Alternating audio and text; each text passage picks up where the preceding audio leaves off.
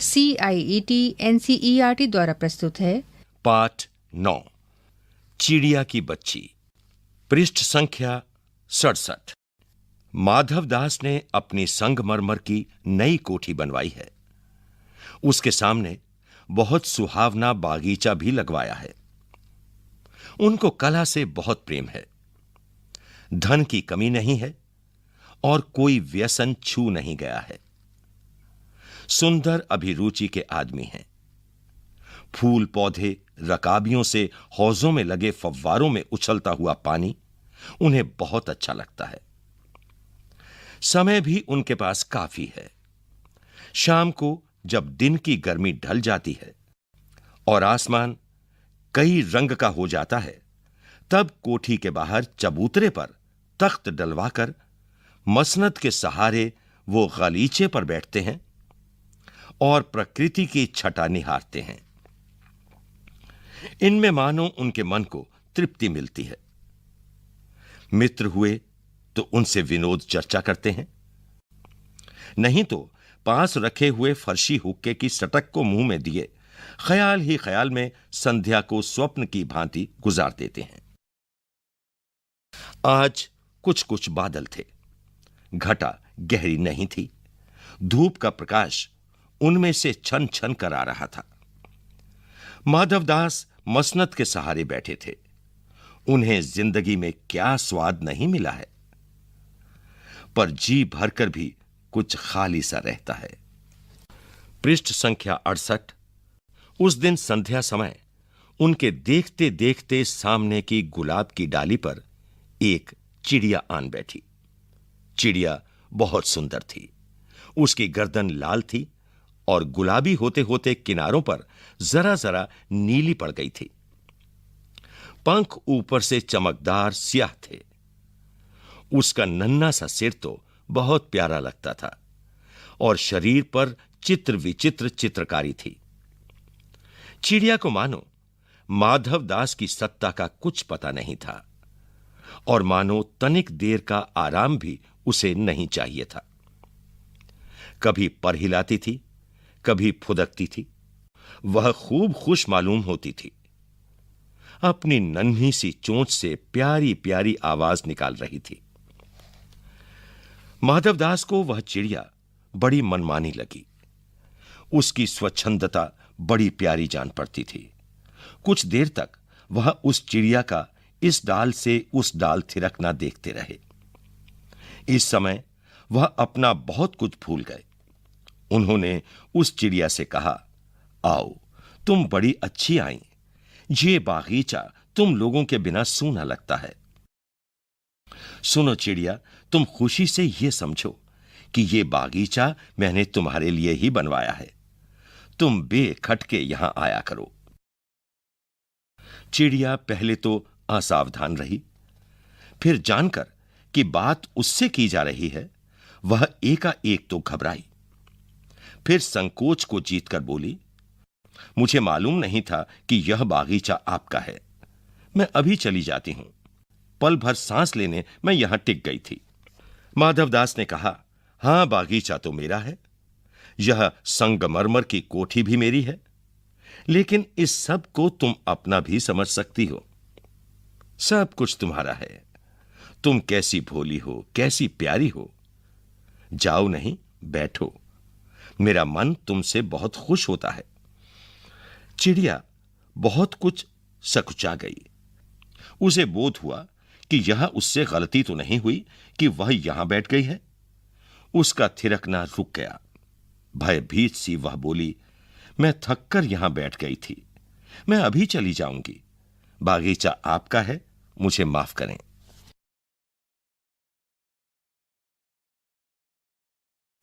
पृष्ठ संख्या 69।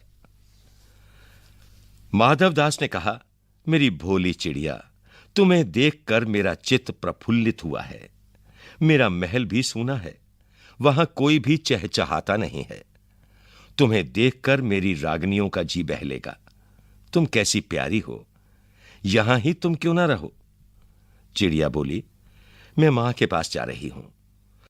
सूरज की धूप खाने और हवा से खेलने और फूलों से बात करने मैं जरा घर से उड़ाई थी।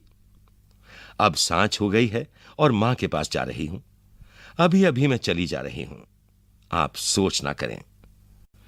माधवदास ने कहा, प्यारी चिड़िया, पगली मत बनो। देखो, तुम्हारे चारों तरफ कैसी बहार है। देखो, वह पानी खेल रहा है, उधर गुलाब हंस रहा है। भीतर महल में चलो, जाने क्या क्या ना पाओगी। मेरा दिल वीरान है, वहां कब हंसी सुनने को मिलती है। मेरे पास बहुत सा सोना मोती है। सोने का एक बहुत सुंदर घर मैं तुम्हें बना दूंगा। मोतियों की झालर उसमें लटकेगी। तुम मुझे खुश रखना। और तुम्हें क्या चाहिए? मां के पास बताओ क्या है। तुम यहां ही सुख से रहो, मेरी भोली गुड़िया। चिड़िया इन बातों से बहुत डर गई। वह बोली, मैं भटक कर तनिक आराम के लिए इस डाली पर रुक गई थी। अब भूलकर भी ऐसी गलती नहीं होगी। मैं अभी यहां से उड़ी जा रही हूं। तुम्हारी बातें मेरी समझ में नहीं आती हैं। मेरी मां के घोंसले के बाहर बहुत तेरी सुनहरी धूप बिखरी रहती है। मुझे और क्या करना है? 2 दाने मां ला देती है, और जब मैं पर खोलने बाहर जाती हूं तो मां मेरी बाट देखती रहती है। मुझे तुम और कुछ मत समझो। मैं अपनी मां की हूं। पृष्ठ संख्या 69। माधवदास ने कहा, मेरी भोली चिड़िया, तुम्हें देखकर मेरा चित्त प्रफुल्लित हुआ है। मेरा महल भी सूना है, वहां कोई भी चहचहाता नहीं है।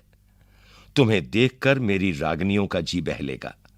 तुम कैसी प्यारी हो, यहां ही तुम क्यों ना रहो? चिड़िया बोली, मैं मां के पास जा रही हूं। सूरज की धूप खाने और हवा से खेलने और फूलों से बात करने मैं जरा घर से उड़ाई थी। अब सांझ हो गई है और मां के पास जा रही हूं। अभी अभी मैं चली जा रही हूं। आप सोच ना करें। माधवदास ने कहा, प्यारी चिड़िया, पगली मत बनो। देखो, तुम्हारे चारों तरफ कैसी बहार है। देखो, वह पानी खेल रहा है, उधर गुलाब हंस रहा है। भीतर महल में चलो, जाने क्या क्या ना पाओगी। मेरा दिल वीरान है, वहां कब हंसी सुनने को मिलती है। मेरे पास बहुत सा सोना मोती है। सोने का एक बहुत सुंदर घर मैं तुम्हें बना दूंगा। मोतियों की झालर उसमें लटकेगी। तुम मुझे खुश रखना। और तुम्हें क्या चाहिए? मां के पास बताओ क्या है। तुम यहां ही सुख से रहो, मेरी भोली गुड़िया। चिड़िया इन बातों से बहुत डर गई। वह बोली, मैं भटक कर तनिक आराम के लिए इस डाली पर रुक गई थी। अब भूलकर भी ऐसी गलती नहीं होगी। मैं अभी यहां से उड़ी जा रही हूं। तुम्हारी बातें मेरी समझ में नहीं आती हैं। मेरी मां के घोंसले के बाहर बहुत तेरी सुनहरी धूप बिखरी रहती है। मुझे और क्या करना है? 2 दाने मां ला देती है, और जब मैं पर खोलने बाहर जाती हूं तो मां मेरी बाट देखती रहती है। मुझे तुम और कुछ मत समझो। मैं अपनी मां की हूं। पृष्ठ संख्या 70। माधवदास ने कहा, भोली चिड़िया, तुम कहां रहती हो? तुम मुझे नहीं जानती हो? चिड़िया, मैं मां को जानती हूं, भाई को जानती हूं, सूरज को और उसकी धूप को जानती हूं, घास, पानी और फूलों को जानती हूं। महामान्य, तुम कौन हो? मैं तुम्हें नहीं जानती। माधवदास, तुम भोली हो चिड़िया। तुमने मुझे नहीं जाना, तब तुमने कुछ नहीं जाना। मैं ही तो हूं सेठ माधवदास। मेरे पास क्या नहीं है? जो मांगो मैं वही दे सकता हूं। चिड़िया, पर मेरी तो छोटी सी जात है। आपके पास सब कुछ है, तब मुझे जाने दीजिए। माधवदास, चिड़िया, तू निरी अनजान है। मुझे खुश करेगी तो तुझे माला माल कर सकता हूं। चिड़िया, तुम सेठ हो, मैं नहीं जानती सेठ क्या होता है। पर सेठ कोई बड़ी बात होती होगी। मैं अनसमझ ठहरी। मां मुझे बहुत प्यार करती है, वह मेरी राह देखती होगी। मैं मालामाल होकर क्या होंगी? मैं नहीं जानती। मालामाल किसे कहते हैं? क्या मुझे वह तुम्हारा मालामाल होना चाहिए? सेठ, अरे चिड़िया, तुझे बुद्धि नहीं है। तू सोना नहीं जानती। सोना, उसी की जगत को तृष्णा है। वह सोना मेरे पास ढेर का ढेर है। तेरा घर समूचा सोने का होगा। ऐसा पिंजरा बनवाऊंगा कि कहीं दुनिया में ना होगा।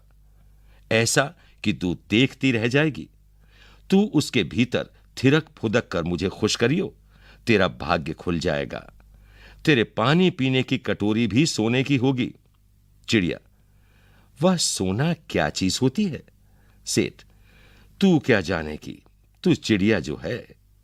सोने का मूल्य सीखने के लिए तुझे बहुत सीखना है। बस यह जान ले कि सेठ माधवदास तुझसे बात कर रहा है। जिससे मैं बात तक कर लेता हूं, उसकी किस्मत खुल जाती है। तू अभी जग का हाल नहीं जानती।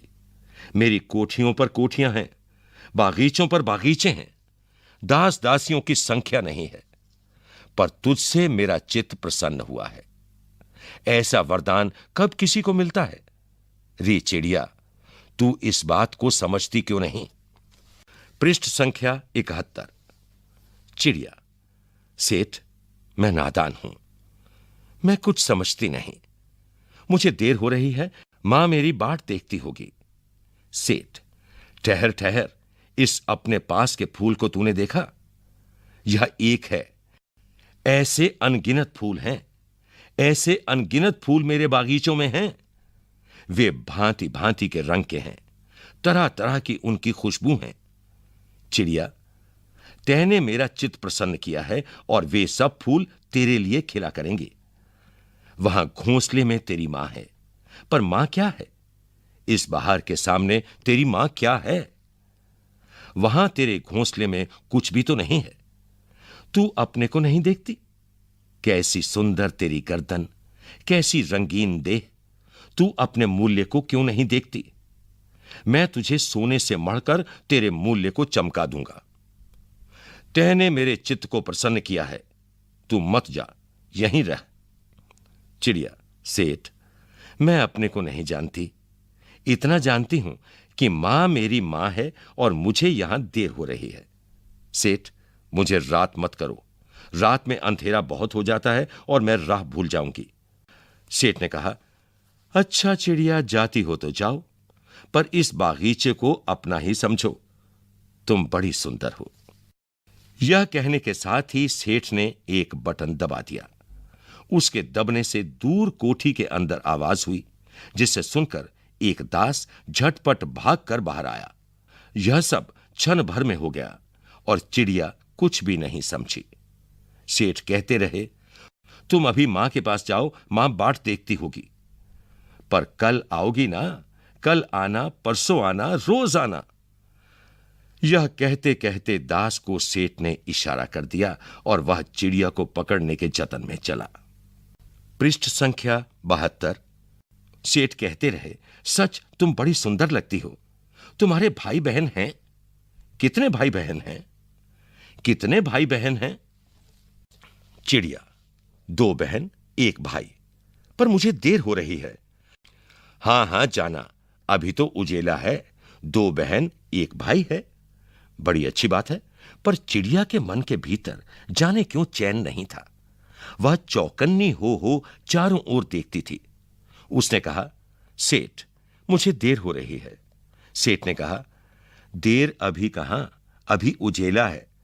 मेरी प्यारी चिड़िया, तुम अपने घर का इतने और हाल सुनाओ, भय मत करो। चिड़िया ने कहा, सेठ, मुझे डर लगता है। मां मेरी दूर है, रात हो जाएगी तो राह नहीं सूझेगी। इतने में चिड़िया को बोध हुआ कि जैसे एक कठोर स्पर्श उसके देह को छू गया। वह चीख देकर चिचियाई और एकदम उड़ी। नौकर के फैले हुए पंजे में वह आकर भी नहीं आ सकी।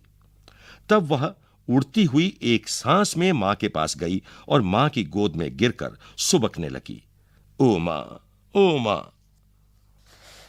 मां ने बच्ची को छाती से चिपटाकर पूछा, क्या है मेरी बच्ची, क्या है? पर बच्ची कांप कांप कर मां की छाती से और चिपक गई। बोली कुछ नहीं, बस सुबकती रही। ओ मां, ओ मां। बड़ी देर में उसे ढांढस बंधा और तब वह पलक मींच उस छाती में ही चिपक कर सोई, जैसे अब पलक न खोलेगी। लेखक जैनेंद्र कुमार। पृष्ठ संख्या 73। प्रश्न अभ्यास कहानी से। प्रश्न 1। किन बातों से ज्ञात होता है कि माधवदास का जीवन संपन्नता से भरा था और किन बातों से ज्ञात होता है कि वह सुखी नहीं था? प्रश्न 2। माधवदास क्यों बार बार चिड़िया से कहता है कि यह बागीचा तुम्हारा ही है? क्या माधवदास निस्वार्थ मन से ऐसा कह रहा था? स्पष्ट कीजिए। प्रश्न 3। माधवदास के बार बार समझाने पर भी चिड़िया सोने के पिंजरे और सुख सुविधाओं को कोई महत्व नहीं दे रही थी। दूसरी तरफ माधवदास की नजर में चिड़िया की जिद का कोई तुक न था। माधवदास और चिड़िया के मनोभावों के अंतर क्या क्या थे, अपने शब्दों में लिखिए। प्रश्न 4। कहानी के अंत में नन्ही चिड़िया का सेठ के नौकर के पंजे से भाग निकलने की बात पढ़कर तुम्हें कैसा लगा? 40, 50 या इससे कुछ अधिक शब्दों में अपनी प्रतिक्रिया लिखिए। प्रश्न 5। मां मेरी बाट देखती होगी। नन्ही चिड़िया बार बार इसी बात को कहती है। आप अपने अनुभव के आधार पर बताइए कि हमारी जिंदगी में मां का क्या महत्व है। प्रश्न 6। इस कहानी का कोई और शीर्षक देना हो तो आप क्या देना चाहेंगे और क्यों? कहानी से आगे। 1। इस कहानी में आपने सुना कि वह चिड़िया अपने घर से दूर आकर भी फिर अपने घोंसले तक वापस पहुंच जाती है। मधुमक्खियों, चींटियों, ग्रह नक्षत्रों तथा प्रकृति की अन्य विभिन्न चीजों में हमें एक अनुशासनबद्धता देखने को मिलती है। इस तरह के स्वाभाविक अनुशासन का रूप आपको कहां-कहां देखने को मिलता है? उदाहरण देकर बताइए। 2। सोचकर लिखिए कि यदि सारी सुविधाएं देकर एक कमरे में आपको सारे दिन बंद रहने को कहा जाए तो क्या आप स्वीकार करेंगे? आपको अधिक प्रिय क्या होगा, स्वाधीनता या प्रलोभनों वाली पराधीनता? ऐसा क्यों कहा जाता है कि पराधीन व्यक्ति को सपने में भी सुख नहीं मिल पाता? इन कारणों को सुनें और विचार करें। क। क्योंकि किसी को पराधीन बनाने की इच्छा रखने वाला व्यक्ति स्वयं दुखी होता है, वह किसी को सुखी नहीं कर सकता। ख। क्योंकि पराधीन व्यक्ति सुख के सपने देखना ही नहीं चाहता। ग। क्योंकि पराधीन व्यक्ति को सुख के सपने देखने का भी अवसर नहीं मिलता। पृष्ठ संख्या 74। अनुमान और कल्पना। आपने गौर किया होगा कि मनुष्य, पशु, पक्षी, इन तीनों में ही माएं अपने बच्चों का पूरा पूरा ध्यान रखती हैं। प्रकृति की इस अद्भुत देन का अवलोकन कर अपने शब्दों में लिखिए। भाषा की बात। 1। पाठ में पर शब्द के 3 प्रकार के प्रयोग हुए हैं। क। गुलाब की डाली पर एक चिड़िया आन बैठी। ख। कभी पर हिलाती थी। ग। पर बच्ची कांप कांप कर मां की छाती से और चिपक गई। तीनों पर के प्रयोग 3 उद्देश्यों से हुए हैं। इन वाक्यों का आधार लेकर आप भी पर का प्रयोग कर ऐसे 3 वाक्य बनाइए जिनमें अलग अलग उद्देश्यों के लिए पर के प्रयोग हुए हों। 2। पाठ में तैने, क्षण भर, खुश करियो 3 वाक्यांश ऐसे हैं जो खड़ी बोली हिंदी के वर्तमान रूप में तूने, क्षण भर, खुश करना लिखे बोले जाते हैं, लेकिन हिंदी के निकट की बोलियों में कहीं कहीं इनके प्रयोग होते हैं।